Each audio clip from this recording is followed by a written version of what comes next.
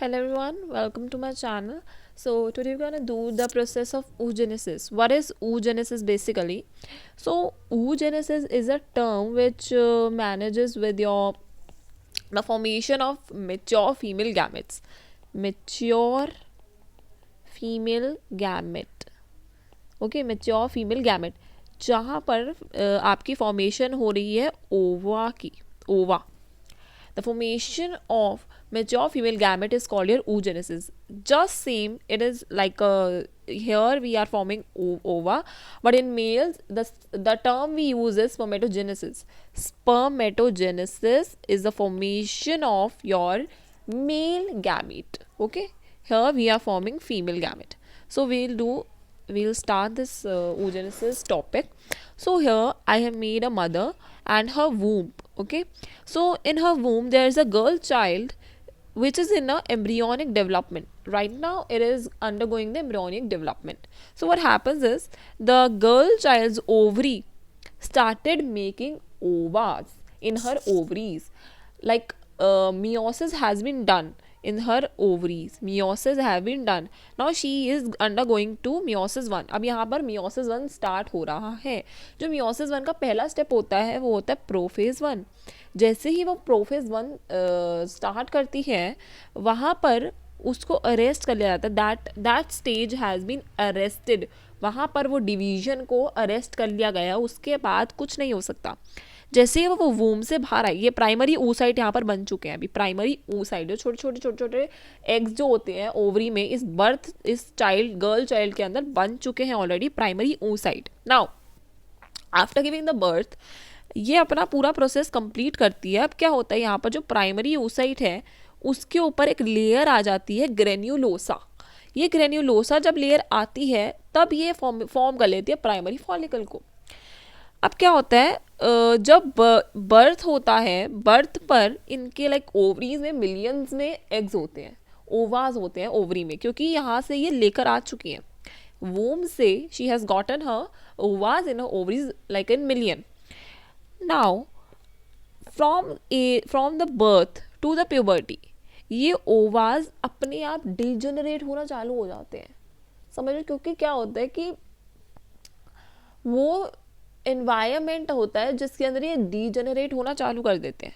Degenerate हो गए millions से, ये मिलियंस में थे ये. अब ये आ चुके हैं सिर्फ और सिर्फ 80 से 60,000 इन ईच ओवरी. 80 से 60 से 80,000 in each ovary are left. सिर्फ इतने ही बच्चे हैं ईच ओवरी में, हर एक ओवरी में. ठीक है, हर एक ओवरी में सिर्फ 60 to 80,000 ही बचे हैं. ओके, अब क्या होते हैं, अभी हमारा जो प्राइमरी फॉलिकल था, प्राइमरी फॉलिकल ये था हमारे पास 1 ग्रेन्यूलोसा लेयर के साथ. जब एक ग्रेन्यूलोसा लेयर इसके ऊपर चढ़ी थी तब हमारा प्राइमरी फॉलिकल बना था. अब जब हमें सेकेंडरी फॉलिकल बनाना है तो क्या होता है कि प्राइमरी फॉलिकल के ऊपर ही primary follicle gets surrounded by more layer of granulosa and form क्या बना देता है वो सेकेंडरी फॉलिकल. Secondary follicle. अब क्या होता है सेकेंडरी फॉलिकल हमारा, देखो ये हमारा प्राइमरी फॉलिकल था, समझो ऐसे.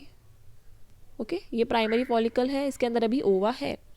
अब क्या हुआ, ये ग्रेन्यूलोसा लेयर जो है वो और डेंस हो चुकी है. यहाँ पर देखिए और लेयर्स आ गई हैं इसके ऊपर. ठीक है, ये और लेयर्स आ गई, लेकिन है ये जो अंदर ये है ही प्राइमरी फॉलिकल ही है.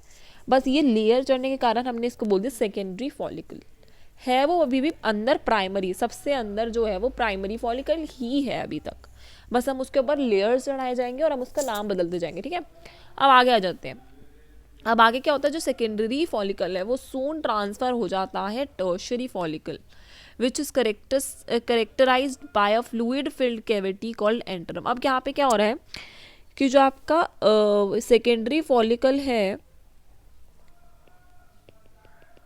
it is transforming into your tertiary follicle.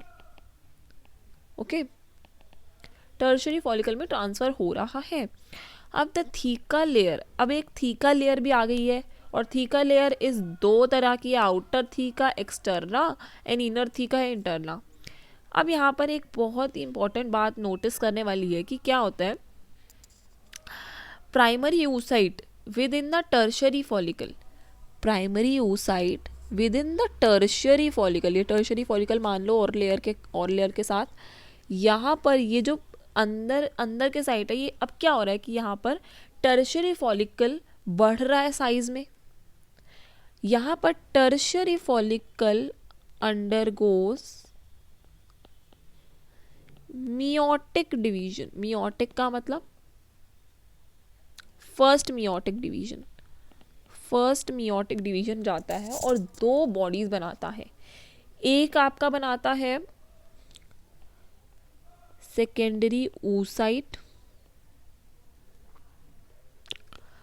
और एक बनाता है पहली first polar body.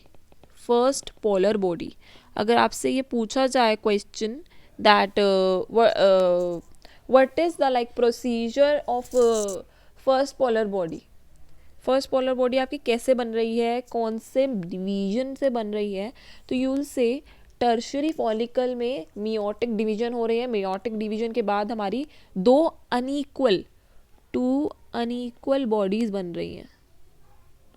Okay, unequal bodies का मतलब ये सेकेंडरी तो बहुत बड़ी हो गई, बट ये फर्स्ट पोलर बॉडी सिर्फ इतनी सी है, ये इसको हम काउंट भी नहीं करते हैं. ठीक है, तो ये हो गया सेकेंडरी oocyte. अब सेकेंडरी oocyte के पास जो होता है न्यूट्रिएंट रिच, इसके पास एक बहुत ही न्यूट्रिएंट रिच साइटोप्लाज्म होता है, किसका, प्राइमरी oocyte का. ठीक है, नाउ अब यहाँ पर जो आपकी फर्स्ट पोलर बॉडी है उसको हुआ क्या, ये आपकी डीजेनरेट हो जाती है, कोई काम नहीं है इसका.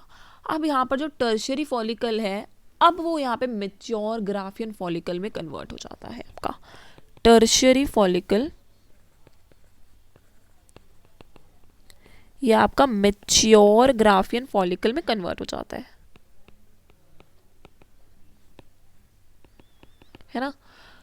अब यही ग्राफियन फॉलिकल क्या होता है, यही अभी आगे आएगा ये मेंस्ट्रुअल साइकिल में. तो यहाँ पर जो आपका सेकेंडरी oocyte है, सेकेंडरी oocyte में एक नया लाइक मेम्ब्रेन बन जाता है, उसे कहते हैं जोना पेलिसीडा. सेकेंडरी oocyte,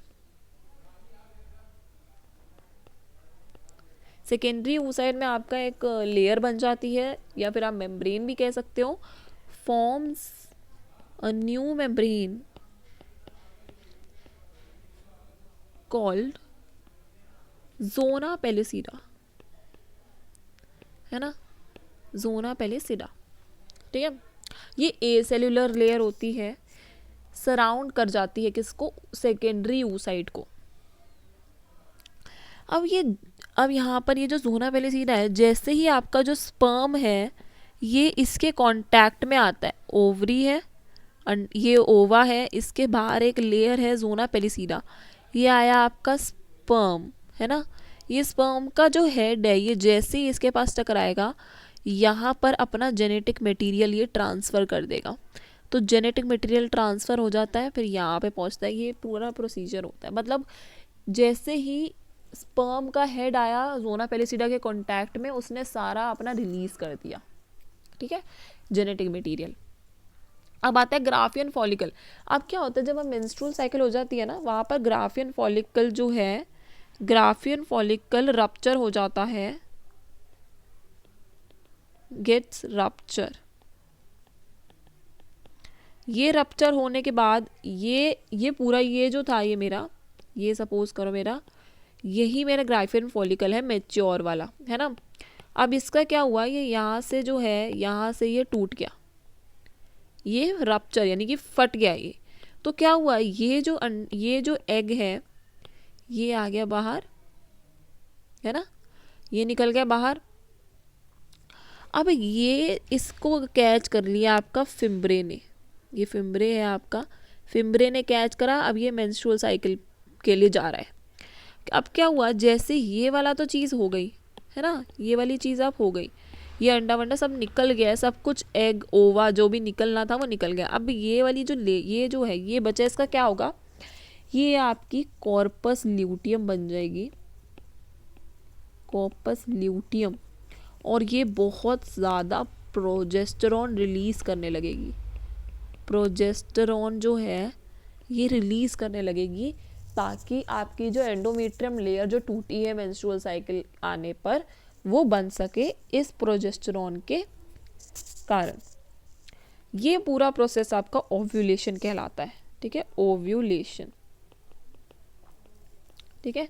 ग्राफियन फॉलिकल का रप्चर होना, आपका इसका ग्राफियन फॉलिकल का बाद में आपका कॉर्पस ल्यूटियम बन जाना, ये सारा प्रोसेस आपका ओव्यूलेशन होता है और oogenesis भी खत्म हो जाता है यहाँ पे, ठीक है।